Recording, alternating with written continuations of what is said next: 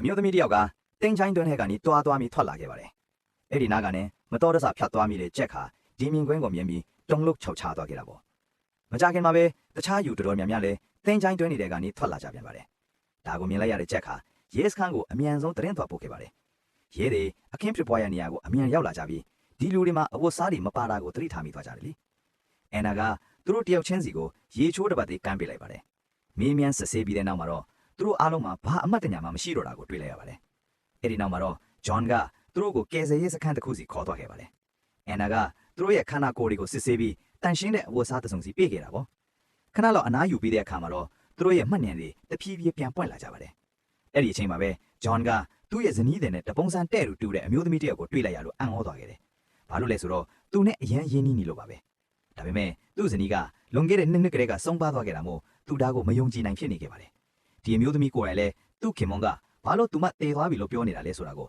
နားမလည်နိုင်ပဲဝေခွဲ့မရဖြစ်နေခဲ့တာပါ။ဒါနဲ့ပဲဂျွန်ကသူ့ဇနီးရဲ့ကူစီကိုဒီအမျိုးသမီးကိုခေါ်သွားလိုက်ပါတယ်။ဂျွန်အံ့ဩသွားတာကတော့အဲ့ဒီကူမှာအပေါက်ကြီးတစ်ခုဖြစ်နေတာကိုတွေ့လိုက်ရတာပါပဲ။မိမိကိုယ်တိုင်ရဲ့အုပ်ကူကိုမြင်လိုက်ရတဲ့အခါမှာတော့ဒီအမျိုးသမီးလေးဟာတော်တော်လေးကိုဝမ်းနဲ့ကြေကွဲသွားခဲ့ရပါတယ်။ကယ်ဆယ်ရေးစခန်းကိုပြန်ရောက်တဲ့အခါမှာတော့ပြန်လဲရှင်းတန်းလာတဲ့သူတွေရဲ့ခန္ဓာကိုယ်တွေဟာတာမန်လူသားတွေအတိုင်းပဲဆိုတာကိုသူတို့သိလိုက်ရပါတယ်။ဒီလူတွေကတကယ်ပဲတေချင်းတရားကနေပြန်ရှင်းလာတာများလား။ဂျွန်ကသူတို့ကိုဆက်ပြီးမေးမြန်းစမ်းသပ်ကြည့်ခဲ့ပါတယ်။သူတို့ဟာမတူးညင်ရဲ့ခက်ကာလအသီးသီးကနေရောက်လာကြတာကိုသူသိလိုက်ရတာပေါ့။အမျိုးသားတယောက်ဆိုရင်ဝါဝါတူခက်ကဖြစ်ပြီးသူ့ရဲ့ညီဖြစ်သူဟာ POW camp စစ်တုံးဖန်းစခန်းမှာအချင်းချနေခဲ့တာပါ။သူကသူ့ညီကိုကယ်ထုတ်ပေးနိုင်ဖို့မျှော်လင့်နေခဲ့ပါတယ်။အန်နာကအဲ့ဒီညီဖြစ်သူရဲ့နာမည်ကိုကြားလိုက်တဲ့အခါမှာဒီနာမည်နဲ့လူနာတယောက်ကိုသိတယ်လို့ပြောပြပြီးမြဲအဲ့ဒီလူကအခုဆိုအသက်60ကျော်နေပြီဖြစ်ပါတယ်။ဂျွန်ကအဲ့ဒီအမျိုးသားကိုခေါ်ပြီးသူ့ညီစီသွားရှာဖို့ဆုံးဖြတ်လိုက်ပါတယ်။ဒါပေမဲ့ဒဇင်းကိုဖြတ်လိုက်တဲ့အချိန်မှာပဲအဲ့ဒီအမျိုးသားရဲ့မျက်လုံးတွေကနေရုတ်တရက်သွေးတွေစီးကြလာပါတော့တယ်။ဂျွန်လည်းဘာဖြစ်တာလဲဆိုတာသိရအောင်ကားကိုရပ်လိုက်ပါတယ်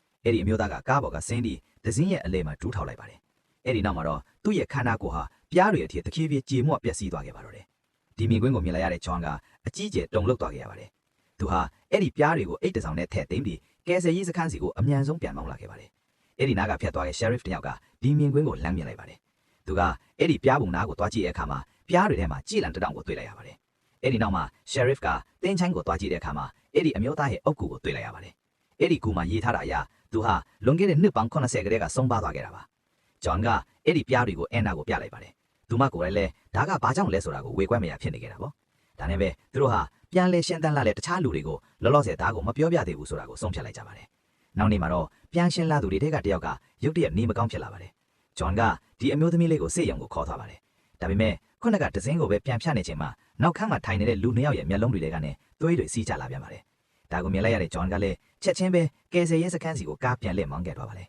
။အန်နာကပြန်လဲရှင်းတန်းလာတဲ့လူတွေဟာတတ်မှတ်ထားတဲ့ area တစ်ခုအတွင်းမှာပဲလှုပ်ရှားလို့ရတယ်ဆိုတာကိုကောက်ချက်လိုက်ရပါတော့တယ်။တစ်ဖက်မှာလည်းဂျွန်ရဲ့ပြန်ရှင်းလာတဲ့ဇနီးတွေဟာသူတို့ရဲ့အိမ်ဟောင်းလေးစီပြန်သွားခဲ့ပြီမြဲဂျွန်ကသူ့ရဲ့တငယ်ချင်းအရင်ခောက်နဲ့လက်ထပ်ပြီးသွားပြီဆိုတာကိုသိသွားခဲ့ရပါတယ်။ခိတ်ကဒါကိုသိလိုက်ရတဲ့အခါမှာအကြီးကျယ်ဒေါသထွက်သွားခဲ့တာပါ။အဲ့ဒီအချိန်မှာပဲကိုဝင်ရှိနေတဲ့သူ့ရဲ့တငယ်ချင်းလည်းဂျွန်ရဲ့အိမ်ကိုရောက်လာပါတော့တယ်